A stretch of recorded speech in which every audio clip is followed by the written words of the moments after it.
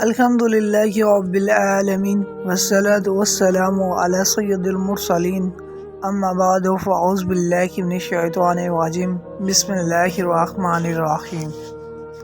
حضرت سیدنا انس رضی اللہ تعالیٰ عنہ سے روایت ہے کہ رسول اللہ صلی اللہ علیہ وآلہ وسلم نے فرمایا، جس نے رجب کا ایک روزہ رکھا تو وہ 1 سال کے روزوں کی طرح ہوگا۔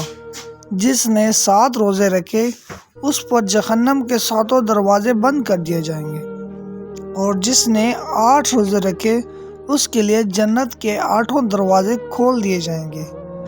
جس نے 10 روزے رکھے وہ اللہ عز و جل سے جو کچھ مانگے گا اللہ عز و جل اسے عطا فرمائے گا، اور جس نے 15 روزے رکھے تو آسمان سے ایک منادی ندا یعنی اعلان کرنے والا اعلان کرتا ہے کہ تیرے پچھلے گناہ بخش دیے گئے، پس تو ازو سر نو عمل شروع کر کہ تیری برائیاں نیکیوں سے بدل دی گئی ہیں۔ جو زائد کرے تو اللہ عز و جل اسے زائد دے۔ اور رجب میں نوح علیہ السلام کشتی میں سوار ہوئے تو خود بھی روزہ رکھا اور ہمراہیوں کو بھی روزے کا حکم دیا۔